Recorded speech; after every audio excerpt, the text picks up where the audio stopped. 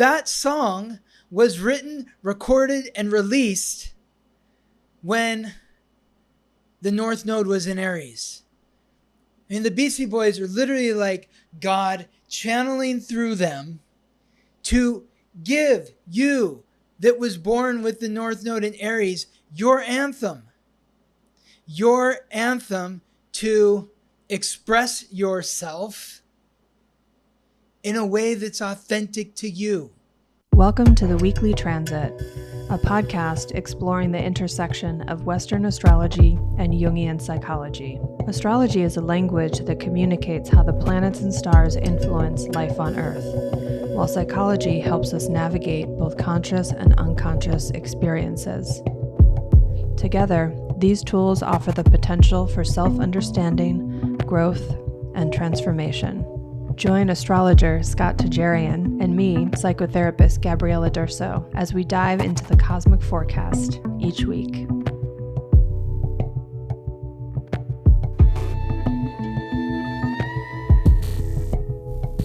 Welcome to the special midweek edition of the Weekly Transit, where in this episode, I'm going to give a deeper reflection of Mars's transit through Cancer. I'm going to share an astrological reflection of J-Lo's relationship woes. And I'm going to discuss how the Beastie Boys, "You Gotta Fight for Your Right to Party," should be the theme song for those born with the North Node in Aries.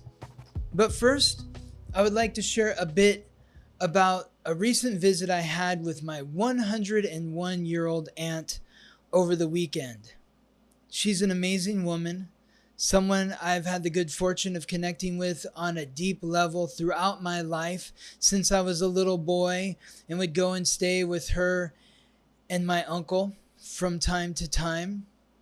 She's a Leo sun and a Leo rising, so she is the queen. Everybody recognizes her as the queen, including herself, but she's also a Scorpio moon. So she's extremely deep, and maybe that's where I connect with her the most, since I too am a Scorpio sun, but I love her, the warmth of her Leo sun and rising. How could you not? She's so warm and so much fun to be around, but she has this depth. And I love our conversations, which is why I drove 5 hours to spend 4 hours with her this past Sunday. I spend the couple hours driving to see her, thinking about what we're going to talk about. Then I go there and we have this deep conversation that just seems to go on and on and on, but just goes by so quickly. And then I get the drive back to reflect what we shared.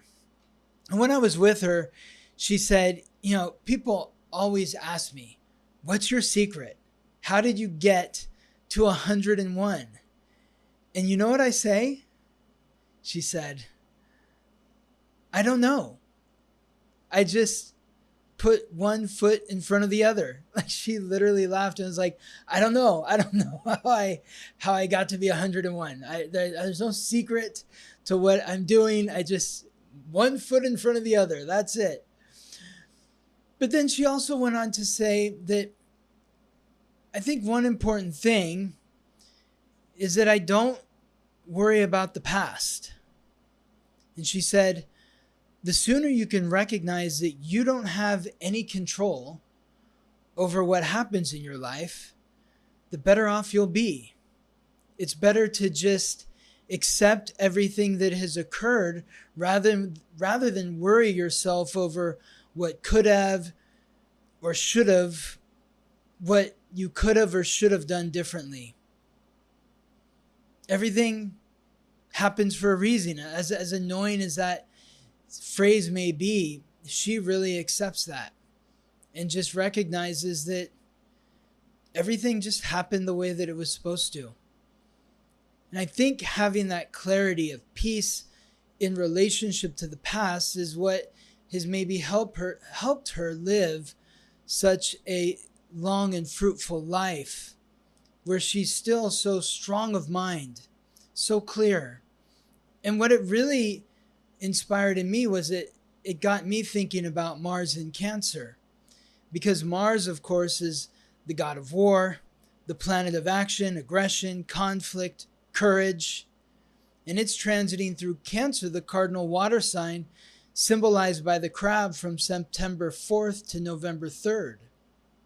Cancer is ruled by the moon, which represents the past, as reflected through the literal reflection of the sun's light upon the moon, which is past light. Mars in Cancer, therefore, encourages us to reflect upon our past, but not for the purpose of obsessing or regretting, but instead to have the courage to look at those areas of your life or even your ancestry that you may not be proud of. Mars in Cancer gives you the courage to look at the ugly parts of your past and encourages you to make peace with these parts of yourself, your life, your experiences, and most especially your family. So I hope this little bit of insight from me and the wisdom from a woman who has spent the last 101 years on earth will help give you the clarity you need to make peace rather than war with your past. I got a message this week from a listener of the podcast. I want to give a shout out to Serena, who reached out to me this week on Instagram. And Serena says, it may seem trivial, but I know you like to study charts of celebrities. And I thought it would be interesting to look at the chart for Jennifer Lopez in regards to her romantic relationships. She's been married and divorced now 5 times. Rest in peace, Bennifer. I don't know why I'm laughing. I feel bad for them. I don't want to laugh at 2 people breaking up, but just the word Bennifer, Ben Affleck, Jennifer Lopez. It's just funny to me, Bennifer. And I mean, geez, didn't he marry another Jennifer Gardner, right? That's her name. So there's Bennifer 1.0, then Bennifer 2.0, and then there is Bennifer 1.2, which was, or 1.1, which is the second round of Ben Affleck and Jennifer Lopez. So Serena asks, what is in her astrological code that makes it hard for her to stay settled in a relationship? And, I really wish that I knew that I could give an exact answer. But the thing is we don't have J-Lo's birth time. And I don't know if we ever will, because she seems like a very private person.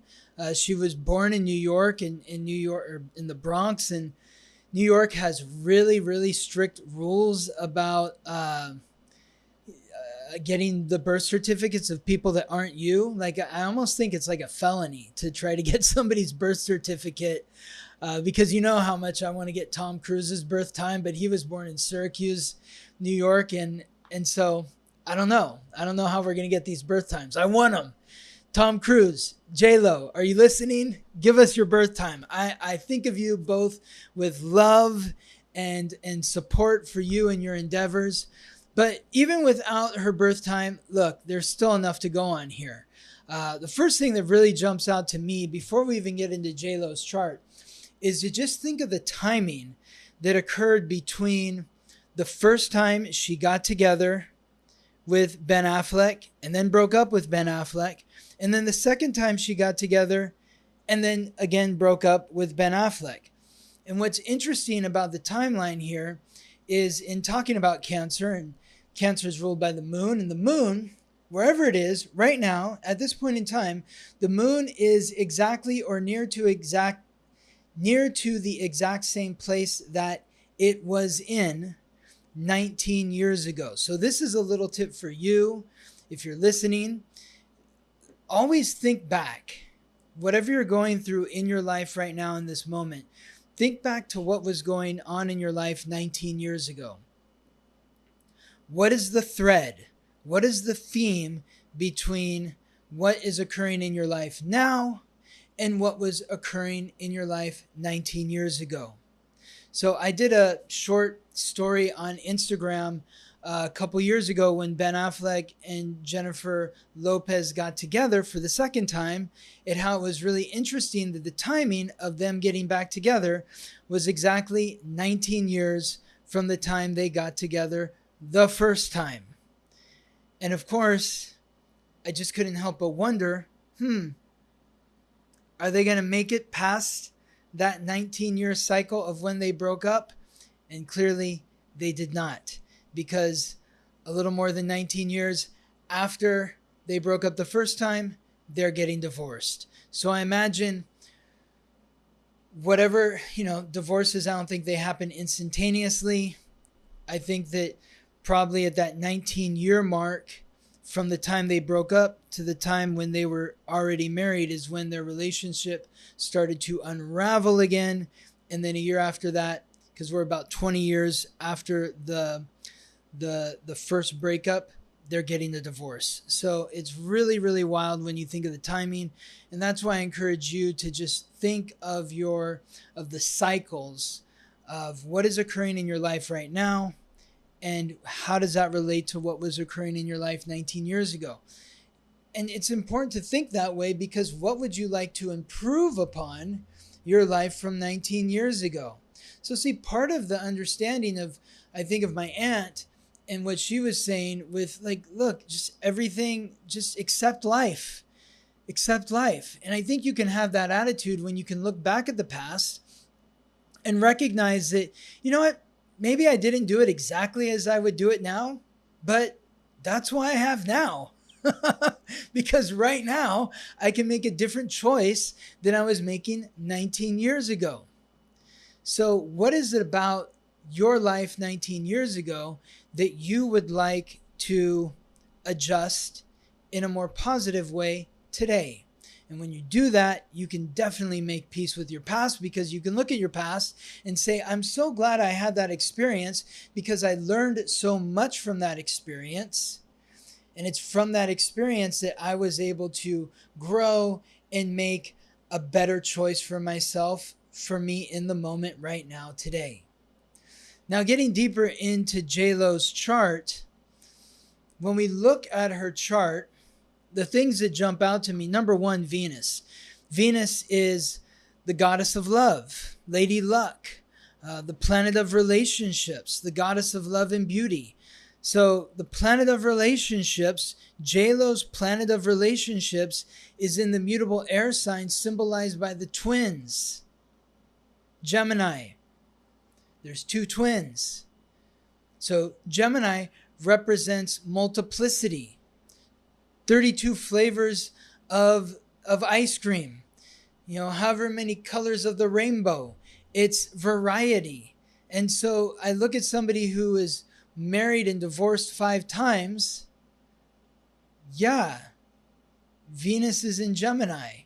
Like, is that, it doesn't sound so absurd anymore, because this is not to disparage or look down upon J-Lo or anyone who was born with Venus in Gemini or any other planet in Gemini, because I really, really feel like my heart goes out to all the Geminis out there, because I feel like they get a really bad rap.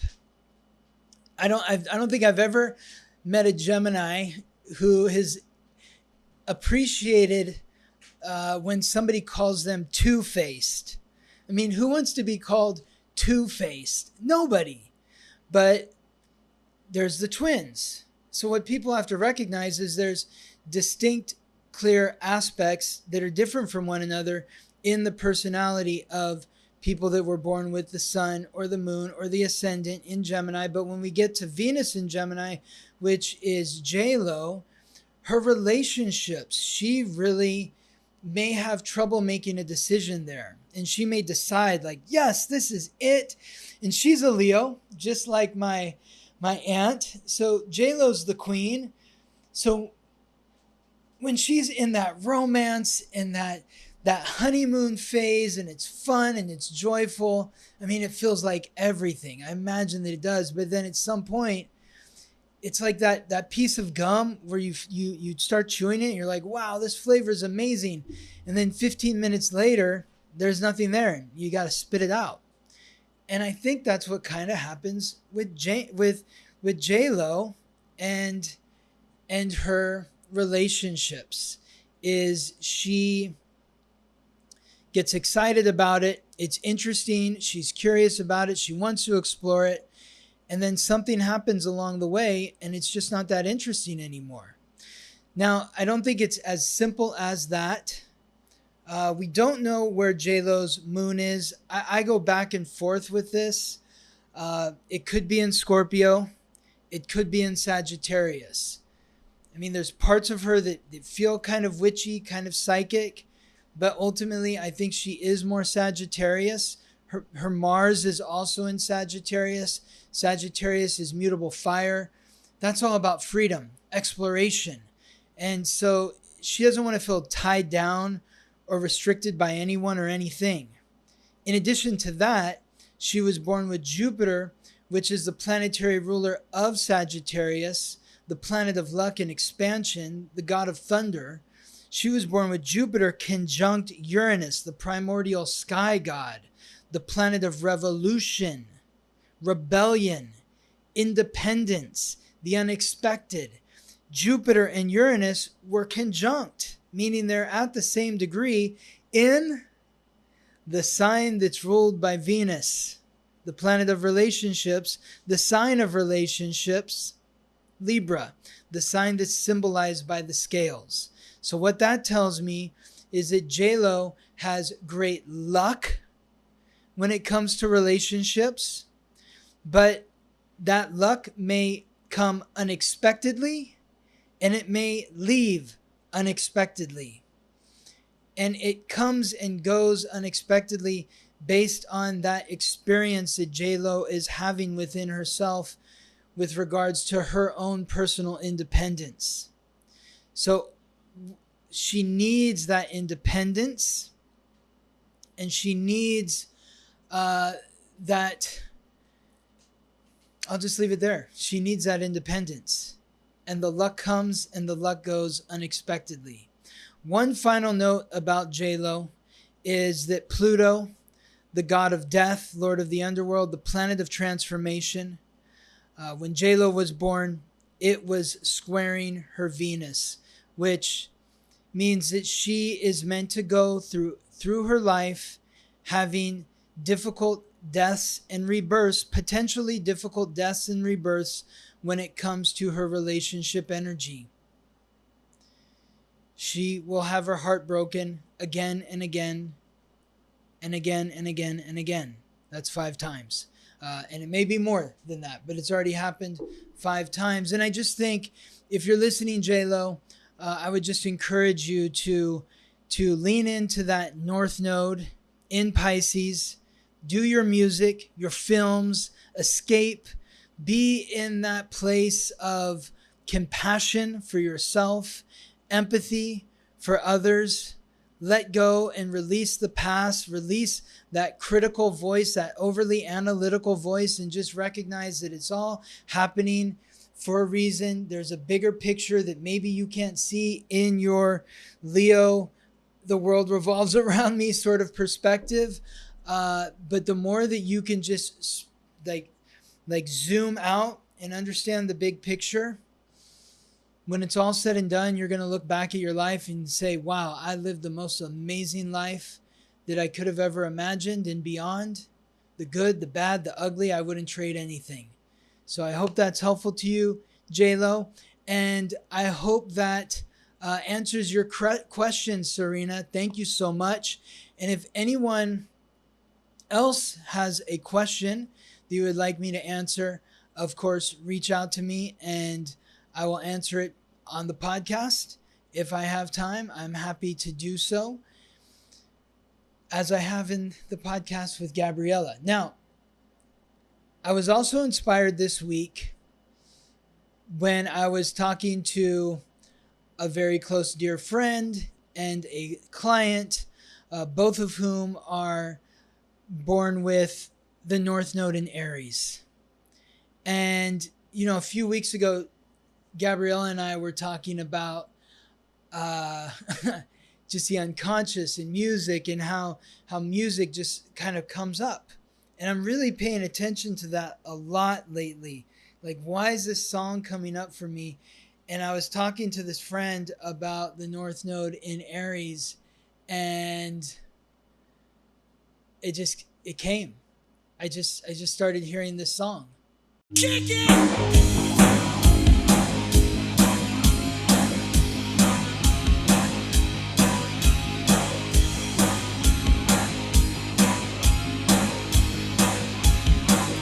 You gotta fight for your right to party!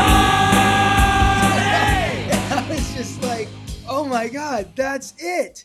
Like, that song finally clicked in me. Like, I grew up in the 80s, loved the song, loved the Beastie Boys. But that song as a kid growing up was like, yeah, I want to party, I want to go out and drink and do wild things with my friends, and no one's going to tell me what to do.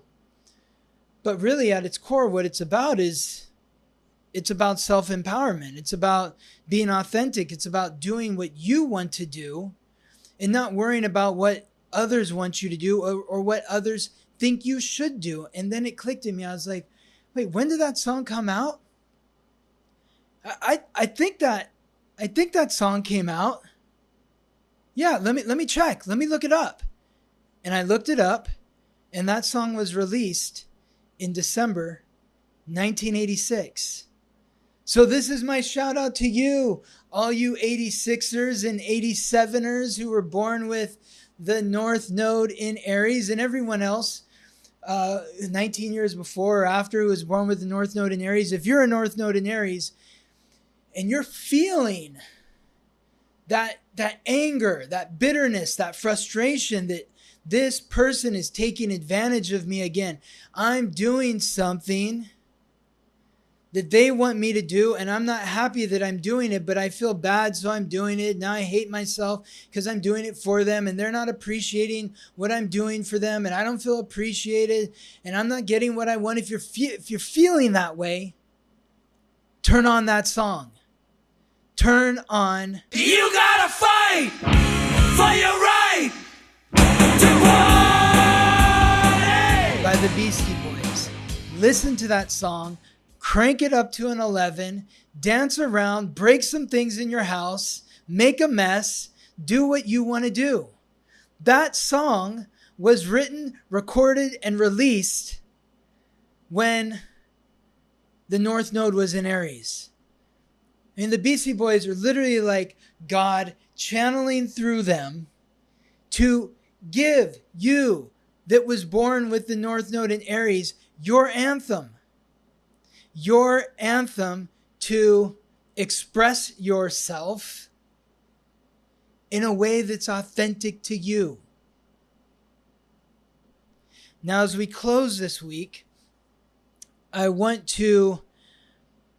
I'm thinking about doing this section. Now everything's new. I'm just experimenting with everything as I do with everything. But astrology inspired by reality. And I had a moment of astrology inspired by reality, as I do all day, every day. But this hit me right before I was going to record this podcast, where I was starting to watch the Hard Knocks on HBO. It's this documentary they do on a football team. Every season before the season, they do, it's like a behind the scenes of an NFL football team. And they do about 5 episodes where you learn all about the team and the players. It really humanizes these athletes and these coaches and the office staff and general managers and the owners. It's really, really well done. I cannot commend them enough, the people at HBO, for the work that they do. It's incredible documentary filmmaking. Every time I watch one of these shows, I mean, I get the chills. I get the chills because it's so inspiring with the music and the voiceover of Liev Schreiber, who's like the voice of God, like just coming in there. It's truly amazing. The images, the camera work, it's all incredible. But there's this moment in the early part of the last episode where they're covering the Chicago Bears, and I'll play a clip for you right now. But the 2024 Bears have faith, starting at the top, where President Kevin Warren is guided by one simple question: what would Papa Bear do?